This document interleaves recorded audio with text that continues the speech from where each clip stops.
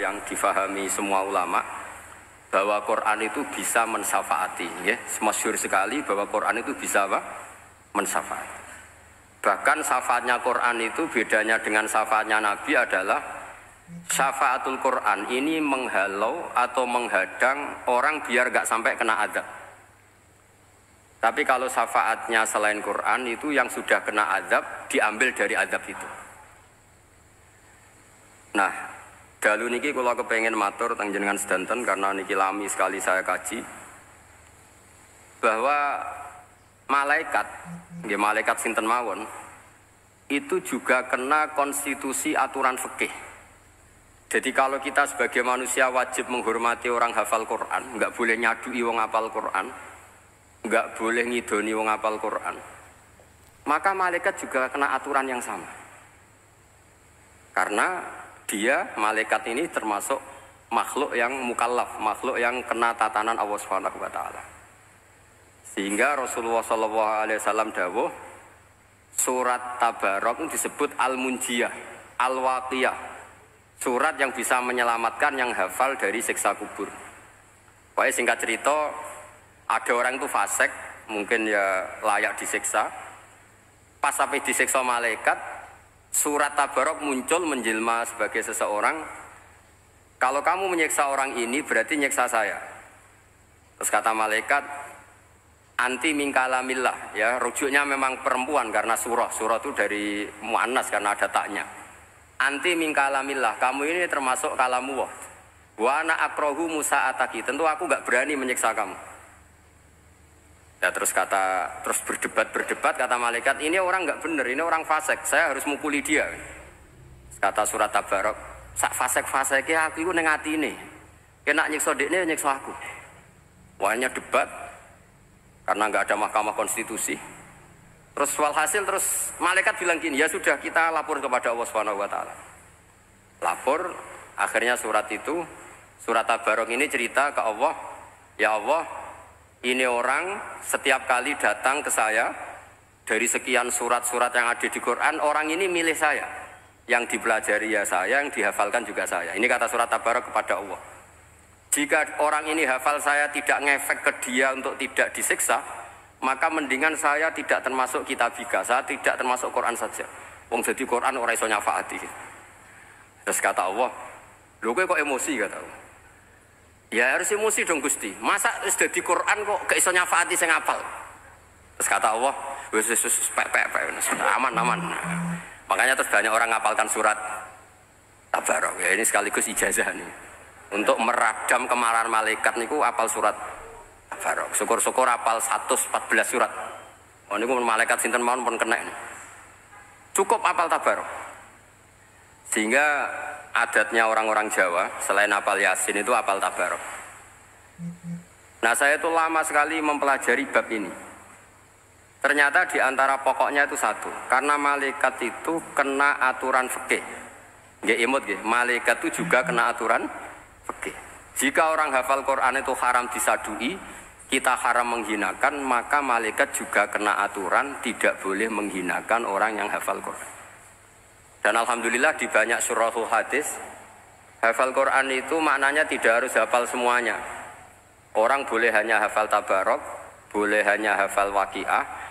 Itu kalau kamu hafal betul, surat ini juga bisa berdiri sendiri mensyafaati Anda. Kayak ini surat Tabarok, beliau matur kepada Allah Subhanahu wa taala.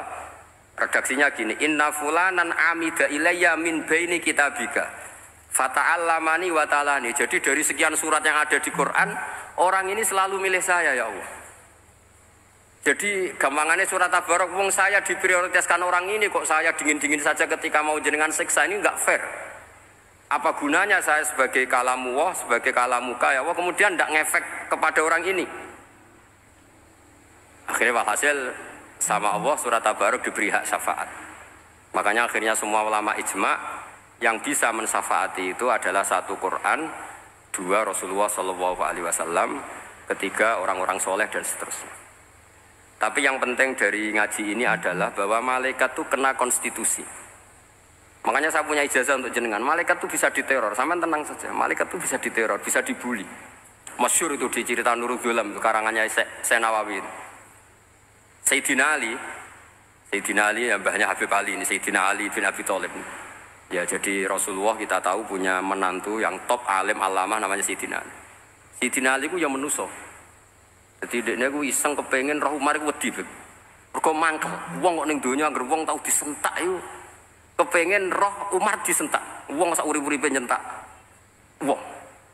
Walhasil Sayyidina Ali ketika Umar wafat, beliau berdoa, ya Allah saya beri kasef supaya ngerti Umar sing mletene ngono anggere wong disentaki wani gak nyentak mungkar nakir. Mau itu tok tujuannya.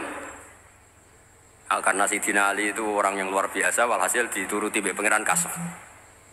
Wasef melihat mungkar nakir datang itu matanya kalkidril wali kayak apa panci yang menganga. Oh seru. Umar baru bangun dari kubur. Sayyidina Ali sebenarnya ingin melihat kalahnya Umar sebetulnya. Niatnya itu ingin melihat kalahnya Umar. Ternyata Umar tersinggung, langsung berdiri. Hei malaikat, kamu itu harus punya akhlak. Kamu tahu saya siapa? Saya ini temannya kekasihnya Allah. Yang diandalkan temannya bukan dia.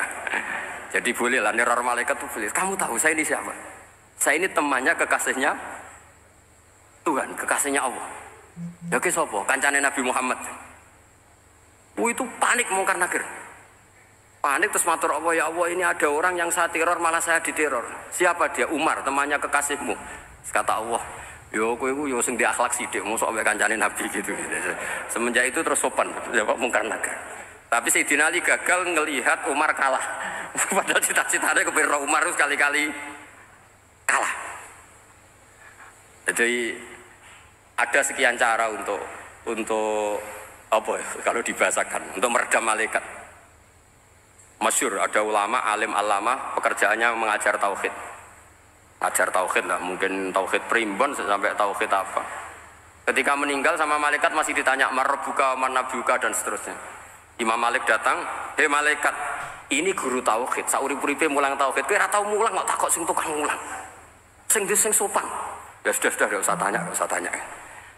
Jadi cerita seperti ini mungkin orang lain boleh nggak percaya, tapi itu mudawwan, dibukukan di beberapa kitab, dan saya percaya itu karena secara umum kaidahnya adalah ala inna auliya Allahi la khaufun alaihim wa lahum yahzan.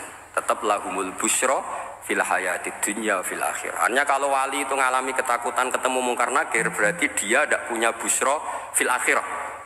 Padahal para wali ini dijamin punya busyra, mendapatkan gembira di dunia, juga mendapatkan gembira di akhirat. Artinya kalau para wali ngalami ditanya mungkar nakir, setawakut, apa mana mbok bayangno kepuyok-puyok, wah itu lahumul busyra. Jadi ini, makanya zaman nanti kalau ditanya mungkar nakir, marbuka, saya guru tauhid. Ngajar di Qudsiyah kelas 6. Wah, harus jelas. Saya kalau ditanya juga gitu, saya guru Minhajul Abidin, ngajar di Habib Ali gitu. Minhajul Thalibin, harus jelas. Kalau Pak Najib lebih gampang, ketua menoro. Lebih gampang lagi. Enggak apa-apa. Karena malaikat itu ternyata mukallaf. Mukallaf itu kena aturan hukum. Enggak boleh dia selonang-selonong. Kena aturan hukum. Makanya fa inna Allah ta'ala la yu'adzibu qalban wa al-Qur'an. Allah tidak akan menyiksa hati yang ada di Quran. Kalau orang hafal Quran sampai mati, artinya dia membawa Quran. Dan artinya apa? Malaikat kena aturan tidak boleh melecehkan orang yang membawa Al-Quran. Sehingga surat Tabarak nggak terima, ini orang ini hafal saya, kalau kamu mukulin dia kena saya. Tapi ini orang fasik, tapi saya di situ, kalau mukulin dia kena saya. Akhirnya kompromi terus konsultasi bi Allah. Akhirnya dibenarkan surat Tabarak. Ya, terus ini sudah clear ya, lolos ya, mungkar nakir lolos, baru kayak surat Nabi Tabarak. Mungkin-mungkin buatan dites malih, nak dites malih ndredeg keliru ribet. Tapi saya percaya itu ya. Saya tidak bisa membayangkan ya. Ketika Quran disifati Rasulullah SAW bahwa Quran itu syafa', memberi syafaat, kemudian itu tidak ngefek. Saya itu keberatan sekali. Begitu juga apalagi ya, misalnya Rasulullah disifati aqrabin nas, ahabbin nas ilallah, kemudian tidak ngefek bisa memberi syafaat. Itu tidak fair. Pasti orang-orang dekatnya Allah ini bisa memberi apa? Syafaat. Karena status kedekatannya Rasulullah SAW diantaranya adalah hak memberi apa? Syafaat. Karena malaikat yang semuanya itu kena konstitusi. Saya punya kitab sarahnya Bukhari banyak saya punya. Itu diantaranya riwayat dari Ahlul Bait dari Sayyid Ali Zainal Abidin Anil Husain an Abihi an Rasulillah sallallahu alaihi wasallam. Itu riwayatnya adalah ketika nanti di mahsyar itu ya tidak usah kamu bayangkan ya karena ini bila kaifin walan hisorin. Itu Nabi diantara Jibril dan Allah. Kemudian tentu yang akan masuk surga itu orang-orang yang sudah jelas surganya, kayak para nabi, para wali, para habaib, para orang-orang pilihan, itu jelas surganya. Tapi apa yang terjadi? Allah itu, ya tentu Allah zat yang maha tahu, sudah sangat tahu. Itu nabi usulnya itu hanya satu, Ai Rabbi. Saya masih hafal teksnya, memang tak hafalkan karena ini tak mau tak pakai senjata untuk ketemu para malaikat. Bukan ya Rabbi, kalimatnya Ai Rabbi. Ai Rabbi ibaduka abaduka fi atrofil ardi. Lho Gusti, yang nyembah jenengan bukan hanya orang kudus tok, bukan orang menoro tok, bukan madrasah-madrasah elit tok, bukan sekolah-sekolah unggulun tok. Banyak orang yang di tengah hutan juga nyembah jenengan, banyak orang yang kerja di Korea juga nyembah jenengan, banyak orang dengan segala kemiskinannya juga nyembah jenengan. Tidak hanya orang-orang mainstream ini yang nyembah jenengan. Akhirnya Allah ini terus nyari orang-orang yang gak jelas alamatnya, gak jelas statusnya, tapi di hatinya hanya masih nyembah Allah Subhanahu wa ta'ala. Ini termasuk berkah dari rahmatnya Rasulullah Shallallahu Alaihi Wasallam. Jadi nanti yang jelas ya tentu akan dapat surga karena posisinya jelas. Yang enggak jelas diusulkan sama Rasulullah, Ai Rabbi ibaduka abaduka fi atrofil ardi. Itu luar biasa. Saya pernah ke Korea itu haru karena di sana ya ada yasinan, ada tibaan. Padahal kerja di negara ateis. Itu kalau mereka sholat, itu nyuri-nyuri waktu makan sholatnya itu di kamar mandi. Ya jangan bayangkan kamar mandinya kayak di sini yang sempit juga. Kamar mandi di kota-kota itu kan mungkin lebih bagus dibanding kamar tidur jenengan. Kayak di hotel-hotel itu kan kalau santri so ngantuk. Saking mewahnya, jadi bisa kadang ada yang tanya, mosok Gus kamar mandi nek gue sholat mau cuili. Iwak kamar mandimu ini kamar mandi. Ya sering udah tanya saya itu sholatnya sah apa enggak? Sah, semuanya gitu tak jawab sah terus. Dan itu yang nanti diusulkan Rasulullah Shallallahu Alaihi Wasallam, Ai Rabbi ibaduka abaduka fi atrofil ardi. Di luar orang-orang yang mainstream itu ya Allah, banyak orang yang menyembah jenengan. Saya tuh pernah nangis ketika di Bandara Jakarta ketemu orang wireng, serai melarat, jelas melarat, wireng guys. Ini ketemu saya cium tangan. Gus saya ini itu habis dari Selandia Baru. Kerjanya dia itu ikut mancing gitu, mancing ikan tuna ya, di Selandia. Kalau saya di tengah laut itu sampai 2 bulan. Hiburan saya itu hanya ngaji jenengan lewat YouTube. Coba orang di tengah laut ngaji. Wah, itu seneng pojok bumi. Jadi ini umat Rasulullah Shallallahu Alaihi Wasallam. Makanya kalau suwon jenengan yakin saja terhadap syafaatnya Quran. Karena semua malaikat itu kena aturan. Di antara aturannya adalah tidak boleh menyiksa orang yang di hatinya ada Al-Quran. Fa inna Allaha ta'ala la yu'adzibu qalban wa al-Qur'ana. Karena Allah tidak akan menyiksa hati yang ada di Quran, yang ada Qurannya. Sehingga memiliki jelas gini riwayat saking Ibnu Katsir. Supaya pulau percaya, apalagi ini didawuhkan Rasulullah SAW bahwa surat Tabarok adalah disebut munjiyah. Penyelamat juga disebut wakiyah, penjaga. Lalu biasanya orang-orang yang nggak percaya syafaat itu pertanyaannya adalah kan manusia itu wa alaisa lil insani ila masa'a, manusia itu hanya bisa membawa bekal apa yang pernah dilakukan. Itu dijawab oleh ulama-ulama kita ahli sunnah wal jamaah. Entah perlu ditambahi An-Nahdliyah apa enggak tahu saya. Saya ini kata orang banyak termasuk pengurus PBNU, tapi saya itu tetap nggak pati srek. Kalau ahli sunnah saja, tidak usah ditambahi An-Nahdliyah. Karena nanti malah tidak global ini, ahli sunnah kok lokal ini jadi ribet. Ya tapi kalau kita di Indonesia ya ditambahi An-Nahdliyah tidak apa-apa. Karena mau tidak mau memang apa ya, dalam hal ikramus sahabah mungkin kita dengan Wahabi itu sama-sama ikramus sahabah. Tapi dalam hal percaya wasilah, kita ini ada miripnya dengan Syiah. Karena Syiah percaya wasilah, NU percaya wasilah. Tapi dalam bab ikramu pelis sahabah, beda kita dengan Syiah. Fa innas Siin itu ada sahabat yang dihormati, ada yang enggak. Akhirnya terus kita karena itu terus bikin ahli sunnah An-Nahdiyah, karena Wahabi itu ya ahli sunnah tapi enggak percaya apa? Wasilah. Ya katanya gitu, kata para pakar-pakar. Saya sendiri hanya nirukan, saya enggak punya kepentingan untuk menganalisis itu enggak. Karena pertanyaan di kuburan itu ya gampang, nanti marobuka, manabiuka itu gampang lah. Tapi ada KNU juga, ada nanti Gus pertanyaannya, wama jamiyatuka. Waduh ribet itu, lama-lama wama hizbuka, partai kamu apa?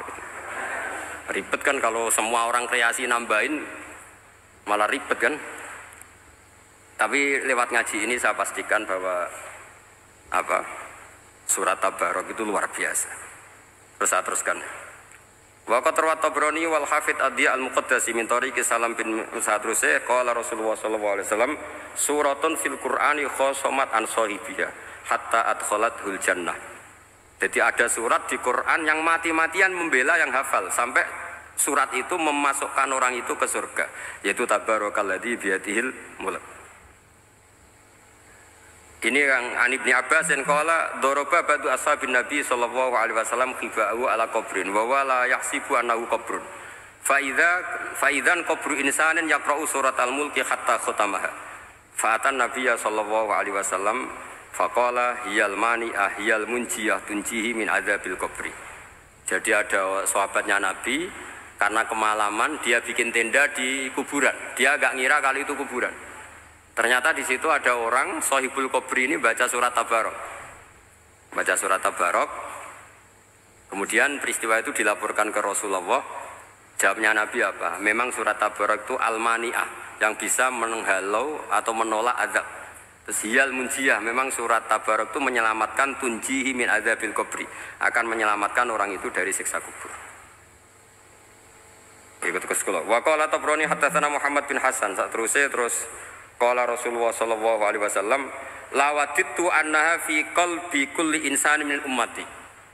Karena keramatnya surat Tabarok seperti itu, kata Nabi lawaditu pakai lam taukid.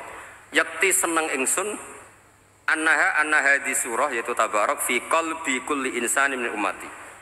Karena keramatnya surat Tabarok seperti itu, saya suka kalau semua umat saya itu hafal itu. Nah, alhamdulillah barokahnya didikan para kiai, para guru, hampir semua kita ini hafal surat Tabarok. Daripada yang kampanye harus hafal Quran semua, ya sudahlah, ini al-maisur la yaskutubil ma'sur atau ma la yudroku kulluh la yudroku kulluh. Jadi saya itu punya santri orang Sulawesi. Itu dulu guru gitar. Santri di Jogja, dia dulu sekolah kesenian di Jogja terus jadi guru gitar. Saya ini kan kiai fikih. Saya madzhabnya sama dengan Pak Najib, termasuk ngaramkan gitar saya ini. Mau tak haramkan kok ora gelem ngaji malah ribet, tak halal to gitar kok tak halal. Wis meneng ae. Wis meneng ae. Saya niru Mbah Mun, nek gak ono jawabane semeneng gak. Ya tak kok kadang, Gus, main gitar hukumnya piye? Kurang pegawean tak jawab. Halal tak haram, Gus? Kurang pegawean sejelas. Halal tak haram tak kok ribet. Tapi yang unik dari itu apa? Tiap tahun Beb itu datang ke saya setor surat Tabarok. Kadang ya setor 5 ayat, 20 ayat, sampai khatam. Naik pesawat dari Sulawesi. Gara-gara ngaji saya, sudah lah Gus, sementing aman. Jadi, aku ning donya wis main gitar, saya enakku, nak gak apal Tabarok bahaya. Gitu. Dia ngapalkan, apal betul. Sekarang kemarin setornya khatam. Ya hanya untuk ngelawan malaikat saja itu, untuk ngelawan malaikat itu. Saya kok tertarik itu. Lah yang repot saya, Beb, saya kiainya ngajarkan itu tapi lupa ngajarkan haramnya yang gitu-gitu. Wah ya ribet ya, sudah lah, nanti biar jurusi Allah Subhanahu wa ta'ala. Sudah itu sudah. Karena jadi kiai itu repot. Saya pernah, Beb, tanggal 1 Syawal itu punya teman zaman di Sarang. Wonge wis wireng kriting soer, wis wireng kriting. Jarang ke saya tanggal 1 Syawal kecuali pas itu. Ternyata datang tuh karena teman saya, semakan senior saya, mau teko mau ngijazahi saya. Gus, kowe nak dadi kiai sing hati-hati. Aja geman dalil sing ora iso nglakoni. Ono apa? Dia itu datang ke saya berarti tanggal 2 sore. Dia itu pas Idul Fitri itu pidato. Man soma Ramadan wa atba'ahu sitan bin Syawal faka'annama somat darokullah. Itu orang lugu-lugu poso. Bareng tanggal loro-loro pas wandekne rokokan. Wong lugu-lugu, wah rugi bah aku poso jebule jenengan ra kena dinut. Jadi semuanya yang poso 6 hari itu ngikuti kiai itu. Ternyata pas disowani pas rokokan, rugi bah aku anut jenengan. Tak nut poso jebule jenengan gak poso. Aku yang meneng ngene, lha opo kowe dalil ngono barang lho lha opo ora iso nglakoni. Makanya ini hati-hati para kiai, nek dalil sing ora iso nglakoni ora usah. Nak khutbah id ora usah cerita poso 6 hari, kok malah diciri orang. Ya cerita wae wong nak berposo dosane di sepuro insyaallah, pokoke yang gampang-gampang saja. Nak dolan ning gone wong awan-awan dosa gagu. Nak ra dolan sombong gak gelem silaturahim, wae ngomong yang umum-umum saja. Jangan dalil poso 6 apa? Hari itu sekali ada yang nganut ternyata kamu ndak bisa, wah itu repot. Ya jadi saya berharap sekali keyakinan guru-guru kita bahwa Al-Quran mensyafaati itu kita terima. Kita terima an ilmin wa an bayinatin wa an hujatin. Kita bukan sekedar terima karena itu dawe guru enggak, tapi satu bayinah. Yaitu logikanya adalah malaikat itu mukallaf. Mukallaf itu kena aturan hukum. Jika manusia kena aturan hukum harus menghormati orang hafal Quran, maka malaikat juga kena aturan yang sama. Yaitu harus menghormati yang hafal Quran. Jadi boleh kamu nanti ketemu malaikat mungkar nakir, sertifikat Iqra khatam, qiraati khatam. Syahadah saya hafid terbaik. Ya supaya dia enggak sembarangan nyiksa kita. Wah aku yakin mesti gak wani, yakin. Jajal sebenarnya. Tapi sampean matur, ojo tes tapi. Karena sekali dites bulet tuh ini. Ya jadi ini jelas ya, dawuh Nabi ketika cerita keramatnya surat Tabarok, dawuh Nabi lawaditu annaha fi qalbi kulli insanin min ummati. Waqat rawa hadal hadis Abdu bin Humaid fi musnadihi bi afsato min hada. Faqala ada yang cerita lebih detail di riwayat itu fa innaha al munjiyah wal mujadilah tujadilu autokhosimu yaumal qiyamah inda rabbiha liqairiha. Nah ini lebih gampang lagi. Surat Tabarok itu mati-matian bela yang baca. Semoga riwayat ini yang benar, bukan li hafidhiha tapi liqairiha. Sampeyan milih riwayat yang hafal apa yang baca? Baca apa hafal? Baca apa hafal? Korupsi kafe. Jadi ada riwayat itu tujadilu autokhosimu yaumal qiyamah inda rabbiha liqari'iha. Bagi yang baca tidak harus hafal. Watat lubulahu ayun jiahu min adzabin nar wa yunjiya biha utawayan sahibaha min adzabil qabri. Jadi surat ini akan mati-matian bela yang membaca. Tadi kan riwayatnya hafal, jadi saya terjemah hafal terus. Akhir-akhir kok ada diskon cukup baca ya, ini tak ganti karena ini demi jenengan tak cari riwayat paling gampang. Sebetulnya ini enggak etis, kayak ilmu pesanan. Ya tapi ya sudah, memang ada riwayat apa? Liqariha. Akhirnya Nabi ya lagi-lagi menutup dawe lawaditu annaha fi qalbi kulli insani min ummati. Saya suka lawaditu itu pakai lam li taukid itu. Lawaditu annaha fi qalbi kulli insani min ummati. Tapi saya suka sekali kalau itu ada di hati semua umat. Artinya gini, dari sekian riwayat sebetulnya itu kuat riwayat yang hafal. Karena Nabi selalu menutup dengan ngendikan saya suka kalau itu ada di hati, selalu ada di hati. Itu artinya hafal apa baca? Loh menengah sampai pusat kandani Pak Angel teman. Hafal apa baca? Lawaditu annaha fi qalbi kulli insani min ummati. Itu hafal apa baca? Hafal. Ya berarti hafal. Ini yang hafal Tabarok berapa? Semua ya? Hafal semua? Aman berarti, no? Jadi kulo niku gak ada kitab banyak tentang usul fikih. Sebenarnya kepentingan saya itu bukan masalah usul fikihnya, tapi kepentingan bahwa konstitusi ilmu, saya ulang lagi apa, konstitusi ilmu yang difahami ulama ummati Rasulullah Shallallahu Alaihi Wasallam itu ternyata fa innahu ta'ala bahabihim al malaikah. Allah itu bangga sekali dengan para malaikat. Makanya kamu harus ngaji usul fikih, ngaji apa saja. Karena malaikat itu tidak bisa mikir gak jenengan, yang bisa mikir itu jenengan. Sehingga ketika presentasi cara bahasa sekarang, termasuk keramatnya Imam Amudi, itu ada cerita ini ada di Nailul Ma'mul, kalangannya Syekh Mahfud At-Turmusi. Imam Amudi itu ulama top, tapi dia ngajarnya itu matematika. Jadi ulama nggak ngajar tauhid, nggak ngajar tarikh, nggak ngajar pesolatan, tapi ngajar matematika. Akhirnya, tapi di hatinya ini, makanya ulama itu punya sirri bisirri asrorihim al-fatihah itu ya di sini. Di hatinya itu menurut dia, ilmu paling efektif untuk menjelaskan logika tauhid itu ya matematika. Singkat cerita, ketika ketemu para malaikat, ngendikannya Allah, ya Amudi, kenapa kamu sering belajar matematika? Li tauhidika ya Rabbi, supaya saya mentauhidkan engkau. Ajari para malaikat. Jadi malaikat dipanggil semua sama Allah. Hei waya malaikat, hei para malaikatku, dengarkan kajian Imam Amudi. Dengarin semua. Dia nerangkan di bor hanya sedikit. Nisbatus naini wa arba'atin wa khomsin sampai terus ilal wahid, semuanya nisbatul far'i ilal asli. Wes aku gawe angka cek 1 juta, cek 1 miliar, tetep awalnya iku siji. Mbok donya jumlahe cek alam galaksi, cek planet wes santek. Tetep asal usule siji.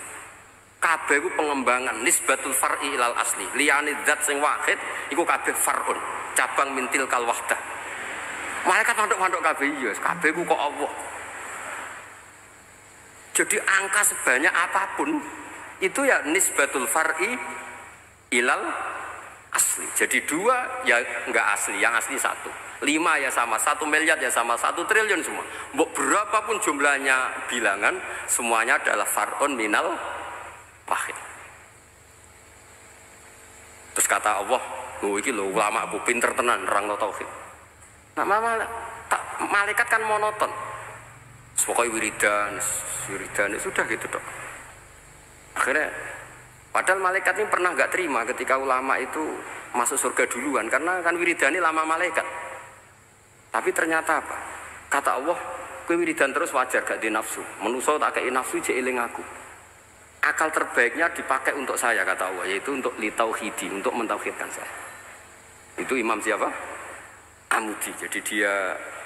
Terus saya punya kitab, pernah ngaji sama Mbah Mun, namanya kitab Al-Husunul Hamidiyah. Itu ada ulama, itu ahli gambar. Gambar ya gambar. Kitabnya itu bergambar. Kadang gambar wet, kadang gambar wedhus, pokoknya kitabnya gambar. Tapi ngomong keramat. Dulu kitab gambar tapi hawane hawa tauhid. Nah sampean kan enggak ngarang kitab primbon. Donga mahabbah. Lalu dia dhewe Joko Tuwa kok ngijazahi mahabbah. Lucu kan.